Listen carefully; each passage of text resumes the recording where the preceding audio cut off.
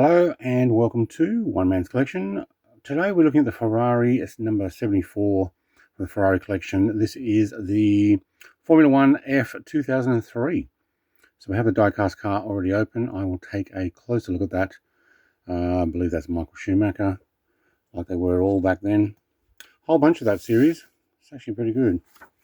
But I'll go through the magazine briefly first, and we'll have a look at that in more detail and put it on the turntable. I'm not going to read everything in full detail. You'll need to pause the video if you wish to read any of the articles. Inside this issue, though, we're doing the production models. This one is the Dino 308 GT4 Rainbow. The single seater is, as I've got the 143 scale diecast, F2003, GA from 2003. Competition model in this particular issue is the 196 SP. And the poster is of the same diecast car. All right, a controversial interpretation. Unveiled at the 1976 Turin Salon, the Dino 308 GT4 Rainbow was an audacious styling exercise by Nuccio, how do I pronounce that? Nuccio Bertoni? I'm not sure. Coach builder famous for unique prototypes. Not a big fan. Kind of looks like the, what is it, the Vector W8. Only shorter. Not going to read any more on that, but I'm guessing it didn't go into production because, yeah. Some of this style, though, was used in later Testarossa, that's for sure. Part coupe, part spider.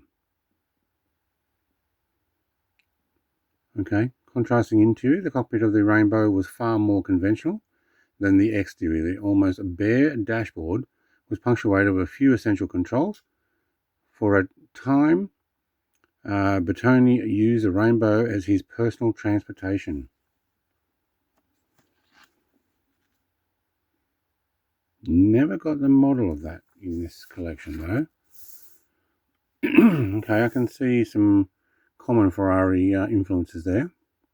A GT4 without a future. Yeah. Shortened chassis. Okay, Rainbow inherited the mechanics from the 308 GT4. Consisted of a V8 engine mounted in transverse position behind the cockpit. Double overhead camshaft. 4 Weber 40 DC and F carburetors and an integral 5-speed gearbox. Maximum power output of 255 horsepower. Top speed of 230. Okay. So just under 3 litres. Yep. 143 mile an hour. Moving on, the F2003 GA was a car that took Michael Schumacher to his 6th F1 driver's title, breaking the record set by one Manuel Fangio in 1957. But Ferrari had to wait until the last race of the 2003 season before the championship was in the bag.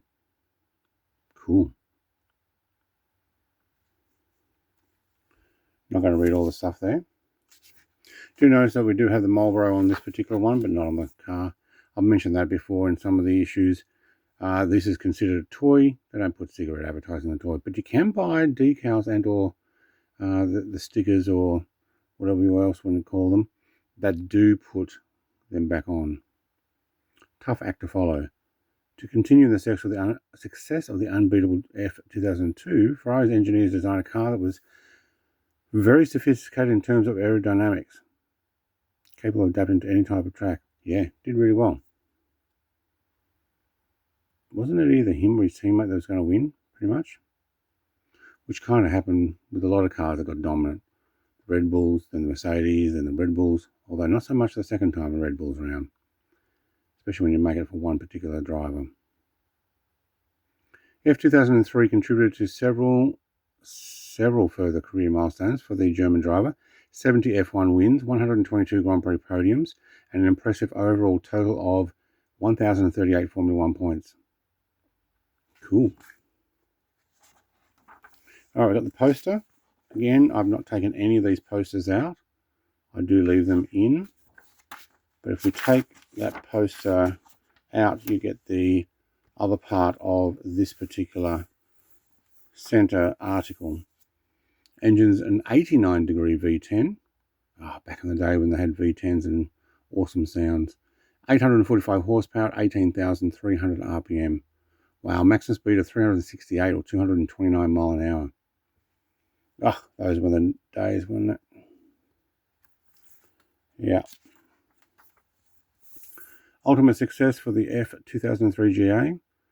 Barrichello in Britain, home win for Ferrari. Michael Schumacher salutes the Ferrari technicians after driving to victory in the Italian GP at Monza, 14th of September. Coming home 5.2 seconds ahead of Juan Pablo Montoya and Rubens Barrichello. Yeah. So the honours podium, so Michael first, Barrichello third at the Spanish, same at the Austrian, Schumacher third at Monte Carlo, Schumacher first at Canadian, third at Europe, third at the French, no, Barrichello third at European, no Schumacher there. Barrichello first at the British, Schumacher first, Barrichello third at the Italian, Schumacher first at the United States, first at Japanese. There you go. Going back through a little bit older, an historic Ferrari, rejected by Enzo Ferrari for many years. The idea of placing the engine at the rear was finally adopted in 1961-62.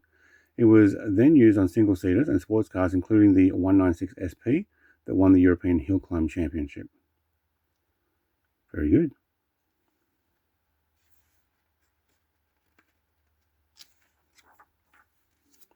I think we actually had a model of these, didn't we? Light, agile, and fast. So 60-degree V6, that's rear transverse, just under 2 litres. 210 brake horsepower, 7,500 RPM, 5-speed plus reverse. 240 kilometre an hour top speed, or 149. Back in, when was it? 1962. Yeah, bit of fun, especially for no top. You want to make sure you're sitting down nice and low on that and your head's not poking out. Oh, his head's poking out. Okay, maybe not. Queen of the hill climbs. Strong rival for Porsche. The rear-engined 196 SP Barchetta was the weapon with which Ferrari challenged Porsche in 1962 hill climb races. Powered by a 2-litre V6 engine of 210 brake horsepower, the car claimed its first victory in Parma Poggio di Bercito. Oh man, terrible with these names. Hill climb, 10th of June. Entered by Scuderia Sant Umbreus and driven by that guy. Yeah, Scarfiotti. All right, next issue, part 75. We're going to a 575 GTC and street version of this race car, I believe. So in the wake of releasing the 575M Maranello in 2002, Ferrari saw the potential of unveiling a variant designed especially for the track, incorporating a wealth of racing extras such as large wing, bonnet, air intakes. The 575 GTC competed with great success in GT competitions. I think, though, it is actually a non-painted car. I'll have to have a look at that again, but with a rear wing. Nice. All right, that'll be the next issue next week. That's the plan. Let's have a look at this car. If you're any Formula One fan, you'd be very aware of this particular livery, because they had it, well, very similar for years. We're running the Shell Vodafone, no Marlboro, so you can see that that's actually blank, but there is room to put the decals on. I haven't decided whether I really want to go and get any of those, although I am looking at the Lego Ferrari and Mansell's, Williams, and Senna's McLaren Lego Creator ones. They actually have stickers as well. But a lot of detail on this. I do like these for the price that they are, compared with some of my mini champs, which I do have a few. The price is actually pretty good. Now, I think it could probably do with a bit of a polish. It has sat on the shelf outside of its plastic cover. So we've got the F2003 underneath. Very nice. Bridgestone Potenza tyres. I'm actually quite happy with these. I'll put that on a turntable so you can see it without my hand being in the way. Thank you very much for watching. Like, comment, subscribe, and I will be back with issue 74 very soon. Cheers.